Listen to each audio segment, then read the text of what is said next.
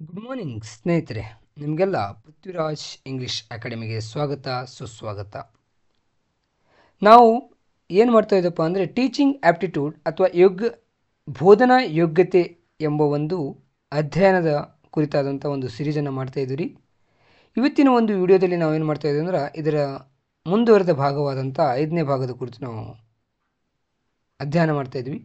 ಇದಕ್ಕಿಂತ ಮುಂಚಿತವಾಗಿ ನಾನು 4 ಭಾಗದ ವಿಡಿಯೋಗಳನ್ನು ನಾನು ಅಪ್ಲೋಡ್ ಮಾಡಿದ್ದೀನಿ. ಸೊ ಅದರ ವಿಡಿಯೋ ನಿಮಗೇನಾಗ್ತದೆ ಅಂದರೆ ಈ ಒಂದು ಲಿಂಕ್ ಈ ಒಂದು ವಿಡಿಯೋದ ಡಿಸ್ಕ್ರಿಪ್ಷನ್ ಬಾಕ್ಸಲ್ಲಿ ನಿಮಗೆ ಸಿಗ್ತದೆ.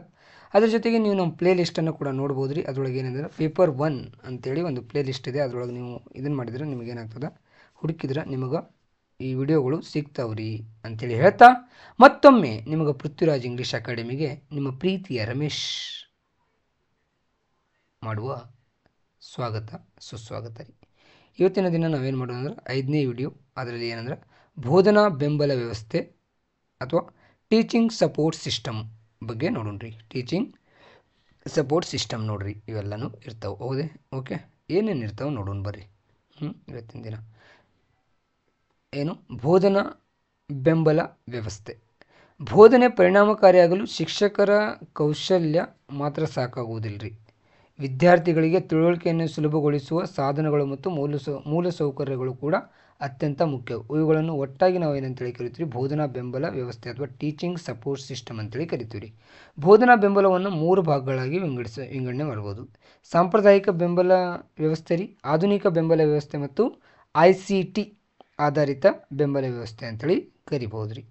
ಸೊ ಬರ್ರಿ ನೋಡೋಣ. ಮೊದಲನೇದಾಗಿ ಸಾಂಪ್ರದಾಯಿಕ ಬೆಂಬಲ ವ್ಯವಸ್ಥೆ ಒಳಗೆ ಏನಂತಂದ್ರೆ ಇವು ಪುರಾತನ ಕಾಲದಿಂದ ಬಳಕೆಯಲ್ಲಾಗುತ್ತಿರುವ ಪಾಠೋಪಕರಣಗಳು ಮತ್ತು ವಿಧಾನಗಳು ರೀ. ಉದಾಹರಣೆಗೆ ಬ್ಲ್ಯಾಕ್ ಬೋರ್ಡ್ ರೀ, ಭಾಳ ವರ್ಷದಿಂದ ಇದು ನಡ್ಕೊಂಡು ಬಂದದ.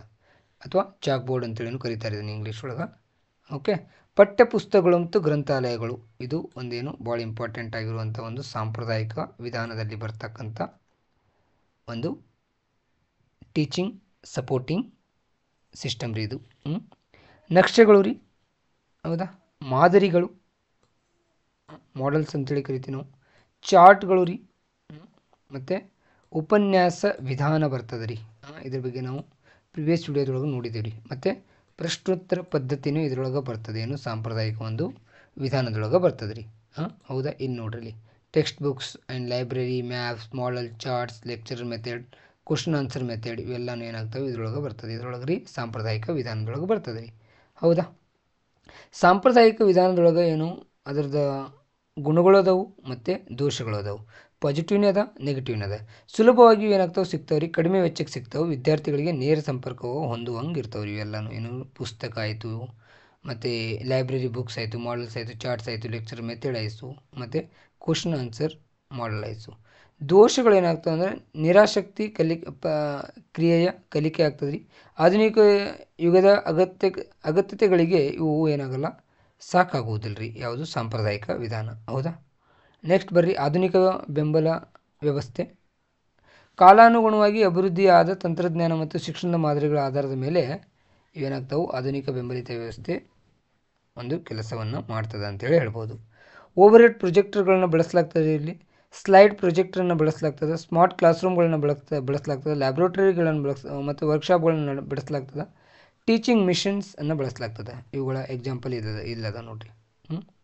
ಓವರ್ ಹೆಡ್ ಪ್ರೊಜೆಕ್ಟರ್ ರೀ, ಸ್ಲೈಡ್ ಪ್ರೊಜೆಕ್ಟರ್ ರೀ, ಸ್ಮಾರ್ಟ್ ಕ್ಲಾಸ್ ರೂಮ್ ರೀ, ಈಗೀಗ ಭಾಳ ಅಂದ್ರೆ ಭಾಳ ಜಾಸ್ತಿ ನಡೆಯಕತ್ತವೆ.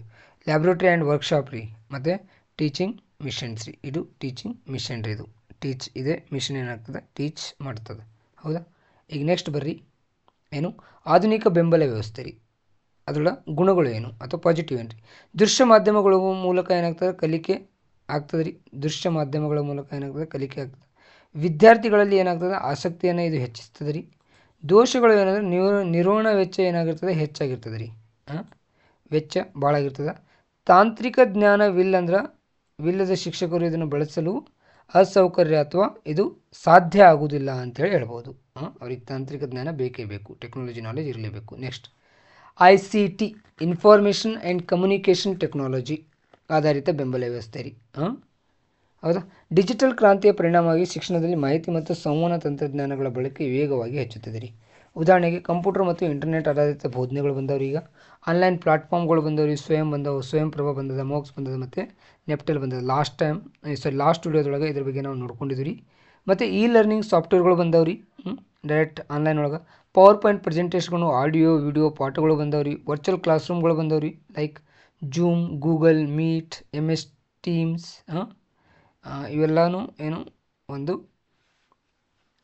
ಆನ್ಲೈನಿಗೆ ಕ್ಲಾಸಿಗೆ ಒಂದು ಇರ್ತಕ್ಕಂತಹ ಅಥವಾ ICT ಬೇಸ್ಡ್ ಒಂದು ಟೀಚಿಂಗ್ ಸಪೋರ್ಟಿಂಗ್ ಸಿಸ್ಟಮ್ ಆಗಿ ಇವು ಕೆಲಸ ಮಾಡ್ತಾವ್ರಿ. ಲರ್ನಿಂಗ್ ಮ್ಯಾನೇಜ್ಮೆಂಟ್ ಸಿಸ್ಟಮ್ಗಳು ಬಂದವ್ರಿ.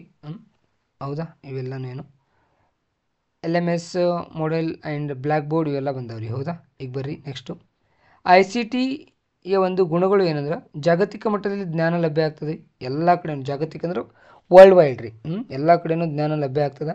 ವಿದ್ಯಾರ್ಥಿ ಕೇಂದ್ರೀಕೃತ ಕಲಿಕೆ ಆಗ್ತದೆ ರೀ. ಈಗ ನೋಡಿರಿ, ನೀವೆಲ್ಲೋ ಇದ್ದೀರಿ, ನಾನೆಲ್ಲೋ ಇದ್ದೀನಿ, ಆದರೂ ನಮ್ಮ ಟೀಚಿಂಗ್ ನಡೆಯಾಕತ್ತದ ಅಥವಾ ನಮ್ಮ ಕಲಿಕೆ ಏನಾಗ್ತದೆ ಸಾಗ್ತಾ ಇದ್ರಿ. ಇದೇನು ICT ಬೇಸ್ಡ್ಲಿಂದ್ರ ಸಾಧ್ಯ ಆಗಿದೆ ಅಂತೇಳಿ ಅನ್ಬೋದು. ಎಲ್ಲಾದರೂ ಇರಿ, ಯಾವಾಗ ಬೇಕಾದ್ರೂ ನಾವು ಕಲಿಯೋ ಅವಕಾಶ ಇರ್ತದೆ ರೀ. ಇದಕ್ಕೇನು ಟೈಮ್ ಫಿಕ್ಸ್ ಅಂತೇಳಿ ಇರಲ್ಲ, ನೀವು ಯಾವಾಗ ಬೇಕಾದರೂ ನೋಡ್ಬೋದು ಈ ವಿಡಿಯೋಗಳನ್ನು. ತಾಂತ್ರಿಕ ಸೌಕರ್ಯಗಳ ಅವಶ್ಯಕತೆ ಬೇಕೇ ಗ್ರಾಮೀಣ ಪ್ರದೇಶಗಳಲ್ಲಿ ಇದನ್ನು ಸಮರ್ಪಕವಾಗಿ ಬಳಸೋದು ಕಷ್ಟ ಸಾಧ್ಯ ಅಂತೇಳಿ ಅನ್ಬೋದು ರೀ. ಹೌದಾ, ಸೊ ಬರ್ರಿ ಈಗ ಸಮಾಪ್ತಿ ಅಥವಾ ಕನ್ಕ್ಲೂಷನ್. ಬೋಧನಾ ಬೆಂಬಲ ವ್ಯವಸ್ಥೆಯ ವಿಕಾಸವು ಚಾಕ್ಬೋರ್ಡ್ನಿಂದ ಸ್ಮಾರ್ಟ್ ಬೋರ್ಡ್ವರೆಗೆ, ಪುಸ್ತಕಗಳಿಂದ ಲೈಬ್ರರಿವರೆಗೆ, ತರಗತಿಗಳಿಂದ ಆನ್ಲೈನ್ ಪಾಠಗಳವರೆಗೆ ಬೆಳವಣಿಗೆಯನ್ನು ಕಂಡಿದೆ. ಇಂದಿನ ಕಾಲದಲ್ಲಿ ಬ್ಲೆಂಡೆಡ್ ಲರ್ನಿಂಗ್ ಅಂದ್ರೆ ಮಿಕ್ಸೋ ಏನು ರೀ, ಸಾಂಪ್ರದಾಯಿಕ, ಆಧುನಿಕ ಮತ್ತು ICT ಇದು ಅತ್ಯಂತ ಬ್ಲೈಂಡೆಡ್ ಲರ್ನರ್. ಇದನ್ನು ದಯವಿಟ್ಟು ಇದನ್ನು ನೆನಪಿಟ್ಕೊರಿ, ಈ ವರ್ಡನ್ನು ಬ್ಲೈಂಡೆಡ್ ಲರ್ನಿಂಗ್ ಅಂತೇಳಿ ಈ ವರ್ಡನ್ನು ನೆನಪಿಟ್ಕೊರಿ. ಇದು ಯಾಕಂದರೆ ಇವತ್ತಿನ ದಿನಮಾನಗಳೇ ಅತ್ಯಂತ ಪರಿಣಾಮಕಾರಿ ಆದಂಥ ಬೋಧನಾ ವಿಧಾನವಾಗಿ ಪರಿಣಮಿಸಿದೆ ಅಂತೇಳಿ ಹೇಳ್ಬೋದು ರೀ.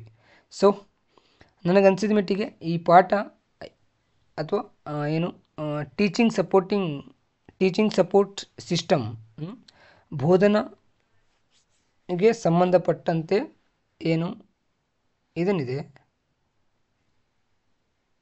ಬೋಧನಾ ಬೆಂಬಲ ವ್ಯವಸ್ಥೆ ಏನಿದೆ ಅದರ ಕುರಿತಾದಂಥ ಪಾಠ ನಿಮಗೆ ತಿಳಿದದೆ ಅಂತೇಳಿ ಅನ್ಕೋತೀರಿ.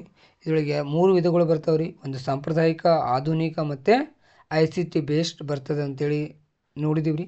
ಇದ್ರ ಕುರಿತಾದಂಥ ಮತ್ತು ಪ್ರಶ್ನೋತ್ತರಗಳನ್ನು ಇನ್ನೊಂದು ವಿಡಿಯೋ ಆದಮೇಲೆ, ಲಾಸ್ಟ್ ವಿಡಿಯೋ ಆದಮೇಲೆ ನಾನು ಅದನ್ನು ತಲುಪಿಸುವಂಥ ಕಾರ್ಯ ಮಾಡ್ತೀನಿ ಅಂತ ಹೇಳ್ತಾ ಇವತ್ತಿನ ವಿಡಿಯೋನ ಇಲ್ಲಿಗೆ ಮುಗಿಸ್ತಾ ಇದ್ದೀನಿ. ಜೈ ಹಿಂದ್, ಜೈ ಕರ್ನಾಟಕ ಮಾತೆ.